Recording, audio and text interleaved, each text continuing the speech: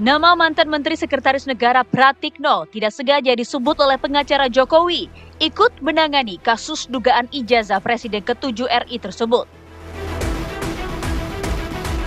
Hal tersebut terungkap dalam podcast Madilog. Kuasa hukum Jokowi, Rifai Kusumanegara, saat itu menyebut bahwa Pratikno ikut turun tangan di saat keaslian ijazah S1 Jokowi dipersoalkan Bambang Tri dan Suginur Raharja atau Gus Dur pada tahun 2022. Rifai juga mengklaim ijazah Jokowi dari Fakultas Kehutanan UGM telah diperiksa dan dipastikan keasliannya. Saya melihat langsung, meraba langsung, bahkan saya minta izin untuk menerawang. Fotokopinya? Asli. Tahu dari mana asli? Saya langsung periksa. Jadi waktu itu lebih kurang... Kapan meriksanya? Waktu saya menangani perkara ini. Iya, kira-kira kapan? Bulan apa? Tahun berapa? Enggak, 2 tahun yang lalu. 2 tahun yang lalu. Kan Bang Rifai tidak punya kompetensi untuk mengecek ijazah itu lebih asli kurang atau waktu tidak. kami mendapat penugasan, kami diskusi. Ya, waktu itu saya diundang oleh Pak Oto. Pak Arif mau gabung nggak? Oke, saya juga nggak semudah itu gabung. Gini-gini saya masih menjaga integritas, Pak. Jadi, oke, kasusnya seperti apa? Jadi semula pernah kuasa hukumnya ada di Pak Oto Hasibuan. Iya, zaman 2 tahun yang lalu. Oke. Terpelajari, terus, oh ya, memang isu ijazah kan udah lama tuh ya. Akrobatnya udah lama. Udah lama tuh, masuk gugatan, oke. Nah, terjadi diskusi malah waktu itu. Ini saya buka sedikit. Hampir tadinya mau kita tunjukkan. Jadi Pak Pratikno, ya, waktu itu bahkan diskusi dengan Pak Oto, gimana kalau kita tunjukkan saja di sidang. Tapi hasil kajian kami, ditunjukkan pun tidak akan selesai. Lantas sejauh mana keterlibatan mantan Mensesnek Pratikno dalam polemik ijazah Jokowi? Dan sampai kapan polemik ijazah Jokowi ini akan usai? Tim TV One mengabarkan.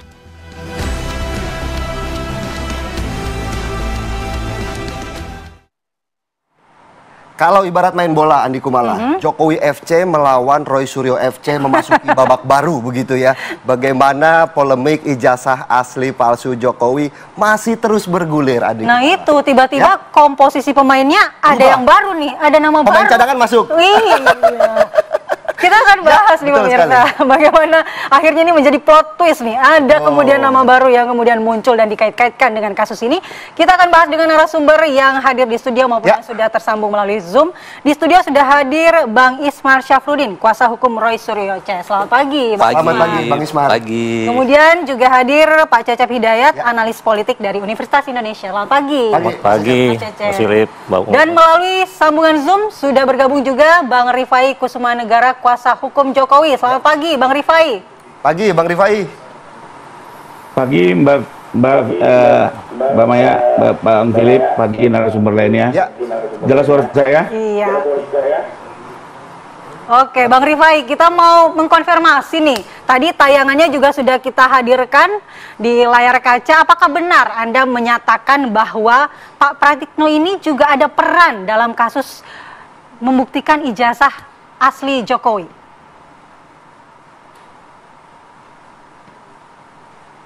Oke, jadi tadi sudah diulas sedikit ya. Jadi 2 tahun yang lalu kan kami dan Pak Oto tim yang menangani gugatan dari Egy Sujana dan kawan-kawan. Nah, pada saat itu karena Pak Presiden tentunya sangat sibuk dengan kegiatannya, kami banyak berkomunikasi dengan Menseknek yang saat itu dijabat oleh Pak Pratikno. Termasuk juga dalam penunjukan kuasa dan segala macam administrasi kami saat itu melalui Pak Pratikno. Nah, di saat perkara mau dimulai, kami sedang akan turun. Memang waktu itu ada pembahasan ya dari Pak Pratikno, apakah sebaiknya ditunjuk saja ijazah itu gitu ya. Karena memang Bang Egy Sujana di sidang terus hampir setiap sidang selalu minta ditunjukkan. Nah, hasil kajian kita bersama tim penasihat hukum, kita melihat dengan dasar satu pasal 17F dan pasal 19 Undang-Undang Keterbukaan Informasi Publik bahwa ijazah adalah hal yang dikecualikan, termasuk juga di dalam Undang-Undang Perlindungan Data Pribadi, ijazah itu termasuk dengan hasil evaluasi intelektualitas yang memang itu dilindungi sebagai data pribadi. Nah, berdasarkan 2 dasar hukum tersebut, termasuk juga kami tidak melihat adanya legal standing dari pihak yang menuntut, selain juga permintaan tersebut tidak berdasar, maka kami putuskan untuk tidak tunjukkan. Di luar hukum, kami juga melihat bahwa ini memang tidak akan selesai, hanya sekedar mencari-cari, dan ternyata terbukti setelah UGM pun melakukan klarifikasi, bukannya selesai, bahkan menjadi snowball.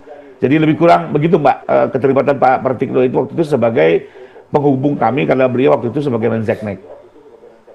Baik, Pak Bang Rifai, selain juga sering berkonsultasi dengan Pak Pratikno, apa kemudian saran dari Pak Pratikno terkait kasus ijazah, polemik ijazah Pak Jokowi ini ketika itu?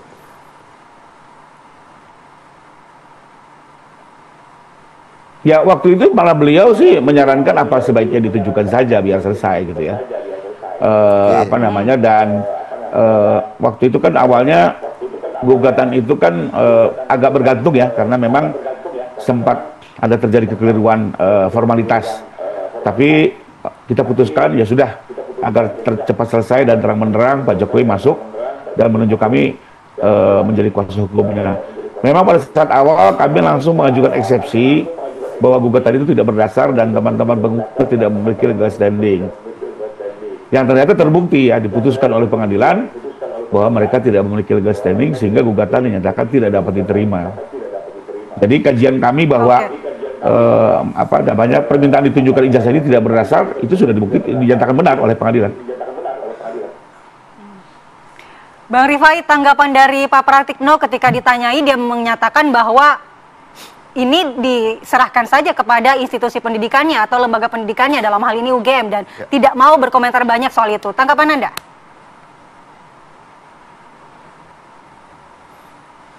Kalau saat itu sih tidak ya, intinya Pak Pratikno menyerahkan kepada mekanisme hukum dan kami ditugasi secara profesional untuk menghadapi.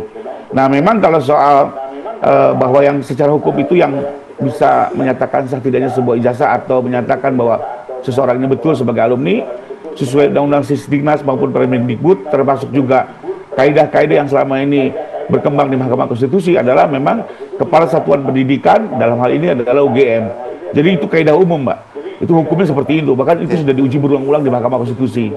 Jadi pada saat Kepala Satuan Pendidikan menyatakan benar ijazah ini asli, benar seseorang di alumni, maka selesai gitu ya. Tapi memang khusus di kasus ini, sekalipun sudah ditunjukkan, tetap saja dipersoalkan sehingga melebar ke Puslapor Polri.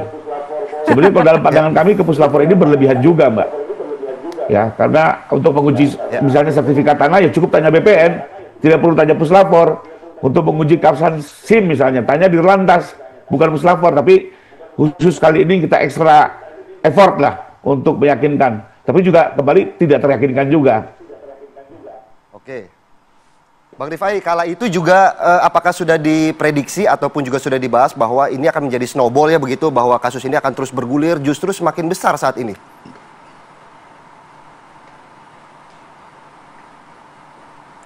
Sorry, terputus, bisa diulang? Agak terputus. Apakah juga saat itu Bang Rifai dengan juga Pak Pratikno sudah membahas bahwa ini kasus ini akan menjadi seperti snowball atau bola salju yang hingga saat ini justru semakin membesar kasusnya, bukannya mereda tapi justru semakin ramai diperbincangkan begitu?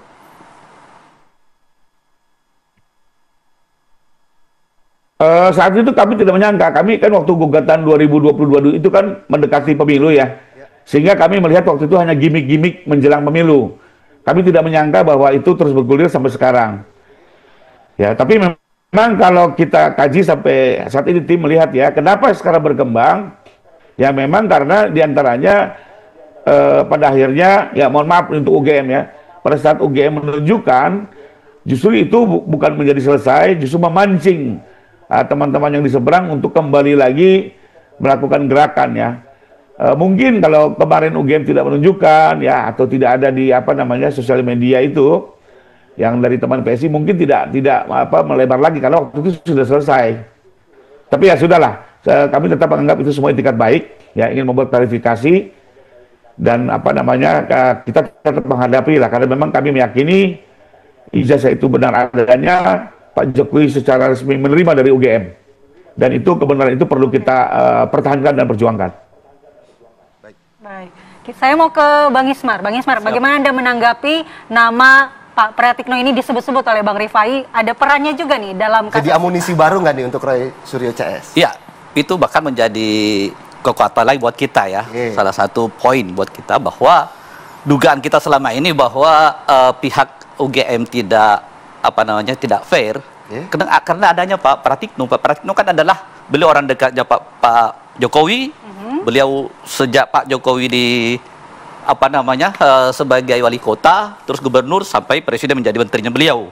Dan pada saat itu beliau juga sempat ditunjuk sebagai rektor, ya kan? Nah itu berarti kan independensi daripada UGM kita pertanyakan. Nah makanya banyaknya keanehan-keanehan atau kejanggalan itu semakin memperkuat kita gitu loh, bahwa kita tidak bisa mempercayai 100% apa yang disampaikan oleh teman-teman dari UGM, termasuk Pak Kasmujo kan jelas sekali itu. Tapi kan kalau kita berbicara rektor kan Pak Pratikno ini kan periodenya 2012-2014, jauh sebelum Pak Jokowi juga. Iya, tapi tahu nggak setelah Pak Jokowi jadi presiden, rektor itu dibawahi oleh siapa? Ada peraturan, semuanya diganti tuh. Makanya kenapa kita sangat agak gemes dengan Pak Jokowi, ya? Karena memang tumpang tindih dalam hal ini apa yang tidak bermasalah dari segi ekonomi, segi apapun, apalagi masalah hukum. Kalau perlu diganti dulu undang-undangnya, baru melakukan suatu tindakan. Termasuk ini yang diprotes kalau memang masalah kebijakan, masalah ekonomi yang bermasalah begitu. Ya, karena apa? Masalah ijazah itu adalah sangat tertinggi buat kita. Kenapa? Itu kan legalitas seseorang untuk menjadi seorang presiden salah satunya kan ijazah. Nah, kita harus menghargai bagaimana seorang Bambang Tri yang melakukan riset sedemikian lama sampai membuat buku Jokowi Undercover. Harusnya itu diselesaikan dengan hukum, bukan ditutupi dengan cara apa? Dipenjarakan, bukunya dibredel, ya tidak bisa terbit itu. Kalau Pak Jokowi betul-betul yakin dengan ijazahnya, apa masalahnya ditunjukkan pada saat itu? Ya, apa salahnya Pak Tito? Karena dia sebagai seorang Kapolri pada saat itu bawahan dari Pak Jokowi tidak melakukan tindakan hukum. Karena katanya ada undang-undangan keterbukaan informasi publik dan juga perlindungan privasi yang dijadikan alasan bahwa tidak perlu untuk menunjukkan. Malah dengan dia ditunjuk sebagai seorang presiden, tidak ada lagi privasi, apalagi ijazah itu sudah dimasukkan ke KPUD. Ya. Itu sudah menjadi hak umum, harus sudah menjadi keterbukaan informasi publik. Tidak bisa lagi menjadi privat itu. Harusnya sebagai seorang masyarakat yang ingin menunjukkan bahwa saya ingin berkontribusi untuk membuka masalah kenapa presiden saya seperti ini, ya kan ada dugaan seperti ini, kenapa enggak itu saya harusnya kan, makanya salah satunya niat baik daripada teman-teman TPUA setelah melakukan pembelaan terhadap Gus Dur dan Pak Bambang Tri, kita melakukan laporan polisi. Kita melakukan gugatan secara perdata agar apa yang kita menginginkan ini selesai gitu loh. Bukan disembunyikan. Nah, yang menggiring sebenarnya ini menjadi perpanjang seperti sekarang ini siapa? Harusnya itu pakai logika kita. Makanya teman-teman lawyer Pak Jokowi jangan membalikkan fakta, apalagi teman-teman ada yang mengatakan bahwa kita dibayar lah, ada yang mendalangi. Aduh. Saya mau langsung sebelum ke Bang Cecep ya, ke Mas Cecep, saya mau tanya Bang Rifai. Bang Rifai, apakah benar bukan pihak Roy Suryo sebenarnya yang membuat ini menjadi bola liar?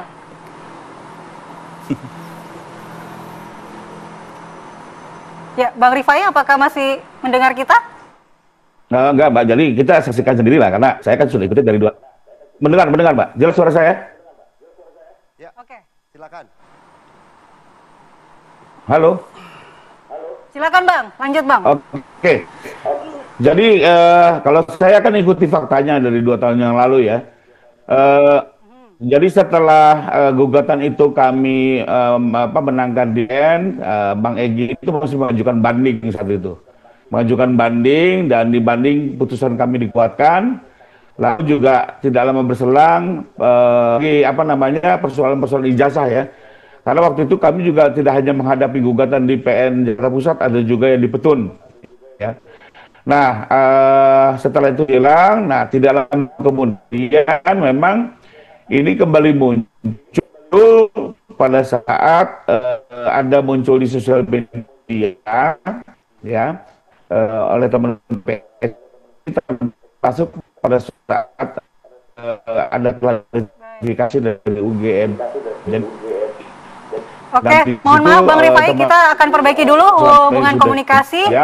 Nanti kita akan kembali ke Bang Rifai. Kita tanya ke Mas Cecep dulu ya. Mungkin bisa menanggapi nih Mas Cecep. Oke, jadi gini, tadi seperti halnya disampaikan Mas Filipus ya, ini kok kayak FC Jokowi versus FC. Karena kalau main bola berangkat dari situ, ya berangkat dari itu sebenarnya berarti apa? Isu ini selalu muncul ke publik. Jadi ada kesan isu ini memang dipelihara, disetting, diagendakan gitu. Itu yang pertama. Kenapa?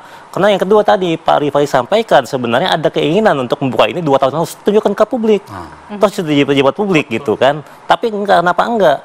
Karena memang mungkin ada hidden agenda. Kenapa? Jokowi ini sosok yang memang muncul dari politik pencitraan. Dari tokoh populis yang lahir dari pencitraan, sehingga kemudian ketika masa beliau selesai, masa kepresidenan selesai di tahun kemarin, ini kan masih panjang jalan politiknya gitu. Sekarang mungkin digantikan oleh anaknya jadi wakil presiden. Tapi bagaimana untuk 2029? Kan berpikir panjang. Nah, dari arahnya ke sana berarti. Iya, arahnya bagaimana, tapi Jokowi sendiri nggak punya kendaraan politik setelah beliau diberhentikan oleh partai sebelumnya ya. Dia belum bergabung, kemarin mau bergabung ke PSI kan nggak jadi itu. Nah, akhirnya apa? Salah satu cara agar terus dikapitalisasi ya, dimunculkan terus di media, dijaga exposure medianya ya dengan kasus, dengan isu. Nah, isu ini jadi terkesan dipelihara. Ini yang ketiga. Dan sejalan dengan itu saya kira, kalaupun tadi Pak Rifai yakin ijazahnya asli, ini pada saat yang bersamaan, ya tim Jokowi saya kira sudah mengumpulkan ya fakta-fakta yang mungkin akan bisa jadikan serangan balik dari Jokowi kepada para pihak yang berseberangan sekarang. Dan bisa jadi menjelang 2029. Itu terbuka kemungkinan. Jadi 4 poin itu yang ingin saya sampaikan. Gitu. Berarti kalau dengan munculnya Pak Pratikno sendiri, apakah salah satu sosok yang ikut menjaga supaya kasus ini juga terus bergulir begitu? Ya, kalau tadi kan memang sosok Pratikno sendiri orang yang dekat, salah satu orang terdekat Jokowi ya. Ya, itu yang pertama. Kemudian yang kedua, beliau dari sebelumnya adalah pimpinan dari universitas yang meluluskan Jokowi. Jadi sebenarnya beliau paham, dia juga tahu ya. Jadi dengan dimunculkan nama Mensesnek era Jokowi ini, saya kira di sini memang Jokowi sudah mempersiapkan diri sebenarnya. Ya, bahwa memang kalau ijazah diserang, ya penyerangnya ini pihak-pihak yang berseberangan bisa jadi akan mengalami serangan balik beberapa saat ke depan gitu, bukan sekarang gitu. Oke, nanti kita akan bahas apakah benar ini Pak Jokowi sebenarnya diuntungkan dengan bergulir terusnya kasus ini. Kita juga tanya ke Bang Rifai juga nanti, tapi kita jeda dulu terlebih dahulu pemirsa, tetaplah di Apa Kabar Indonesia Pagi. Anda kembali di Apa Kabar Indonesia Pagi, pemirsa. Saya mau kembali ke Bang Rifai dulu. Bang Rifai, kalau kata Bang Ismar tadi, bukan Roy Suryo CS sebenarnya yang memperpanjang masalah ini menjadi bola liar, dan juga apakah Pak Jokowi sebenarnya diuntungkan dengan panjangnya kasus ini, Bang Rifai?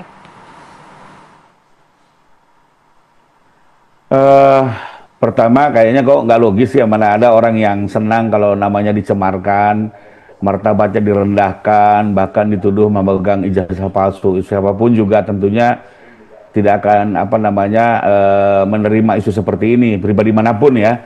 Itu yang pertama. Lalu kedua, seperti tadi yang saya sudah jelaskan, sebenarnya kami tadinya berpikir persoalan ini selesai pada saat pemilu selesai, karena 2022 kan waktu itu menjelang pemilu, sehingga gugatan itu kami anggap gimmick politik lah. Nah, tapi kami dikejutkan tahu-tahu di akhir di bulan Desember 2024, teman-teman TPU melaporkan Pak Jokowi secara pidana ke Mabes Polri. Jadi kalau ditanya siapa yang memulai, ya sudah jelas ya teman-teman TPU yang melakukan pelaporan pidana di Barreskrim, dan saat itu kami melihat ini sudah cukup serius untuk perlu dihadapi ya. Dan karenanya langsung kami dipanggil kembali oleh Pak Jokowi ke Solo. Nah, saat itu sudah tidak lagi berkomunikasi melalui Pak Pratikno karena beliau sudah tidak lagi menjadi presiden kan. Langsung kami berkomunikasi dengan beliau. Beliau juga waktu itu masih meminta kami untuk memberikan teguran terbuka selama 2 kali, dan sudah kami lakukan, tapi ternyata isunya semakin membesar. Jadi kesimpulannya kayaknya nggak mungkin lah kalau Pak Jokowi menikmati ya, bagaimanapun juga Sekarang kan sosial media dinikmati oleh dunia, bahkan kita kan tentunya ya malu lah sebagai bangsa, mana mungkin ada presiden dengan ijazah palsu. Karena itu kami melakukan upaya hukum tidak lain untuk mengembalikan kehormatan dan nama baik beliau, termasuk agar teruji apakah ijazah ini asli atau tidak menurut putusan pengadilan. Demikian, Mbak. Baik Bang Rifai, setelah munculnya nama Pak Pratikno ini ke permukaan terkait kasus ijazah palsunya Pak Jokowi, apakah sudah ada komunikasi dengan Pak Pratikno terkait langkah-langkah politik apa ataupun hukum apa yang dipersiapkan untuk di masa depan atau beberapa saat nanti, Bang Rifai? Kalau sekarang sudah tidak lagi ya, kami komunikasi langsung dengan Pak Jokowi, ya, kadang melalui Mas Syarif, ya. Kalau untuk hal-hal yang bersifat teknis, tapi untuk apa namanya diskusi yang cukup deep atau dalam pengambilan keputusan, kami langsung berjumpa dengan Pak Jokowi, bisa di Solo atau Jakarta. Kalau Pak Pratikno ini hanya terlibat pada saat 2022, yaitu pada saat penanganan gugatan di PN Jakarta Pusat, ya, karena memang waktu itu kan beliau Mensesnek, Pak Jokowi masih presiden, sehingga tidak setiap waktu kami bisa bertemu Pak Jokowi dan selalu melalui Pak Mensesnek. Ada sekali waktu kita ketemu di istana sempat di Bogor dengan Pak Jokowi. Selebihnya hal-hal teknis kami melaporkan kepada Pak Pratikno, termasuk apa namanya pada saat putusan sudah keluar, mereka mengajukan banding, lalu kami hadapi lagi di tingkat banding sampai keluar putusan banding. Jadi keterlibatannya hanya sampai 2022, Pak Pratikno. Oke. Baik, Mas Bang Ismar, keterlibatan Pak Pratikno itu pada saat Pak Jokowi menjadi presiden karena kebetulan jadi Mensesnek. Jadi sebagai penghubung, Anda yakin dengan hal itu? Iya, makanya kan semakin jelas bahwa dugaan kita tentang apa yang disampaikan oleh teman-teman di UGM itu semakin menjadi tanda tanya gitu loh atas independensi mereka. Kan begitu, apalagi sekarang semakin banyak lagi fakta-fakta baru ya, ada semacam novum lah. Jadi makanya kan Mabes Polri harusnya membuka kasus ini karena kan sekarang ada apa Betor, muncul lagi baru nih. Apa? Ya, ada dua nih. Pertama hasil pembicaraan Pak Dr. Taufik, penggugat ijazah palsu di Solo dengan salah seorang KPUD Solo yang menyampaikan bahwa pada saat itu ada dua gelarnya yaitu Dokter dan Insinyur. Kemudian memang nyata tidak memeriksa keaslian daripada ijazah pada saat mendaftar. Nah ini ada nih, nah, kita sudah mulai. Nah kemudian yang ketiga itu adalah berarti KPUD tidak pernah melihat ijazah itu secara langsung. Itu tapi sudah dilegalisir. Hanya fotokopi.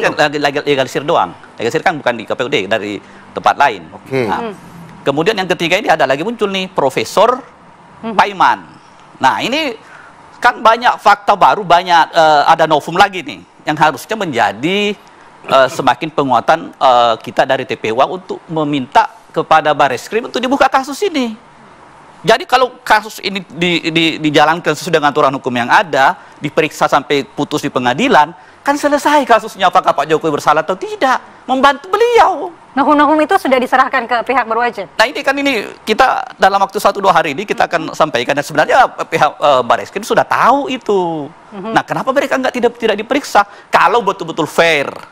Ya ada persamaan kedudukan hukum di depan hukum gitu loh.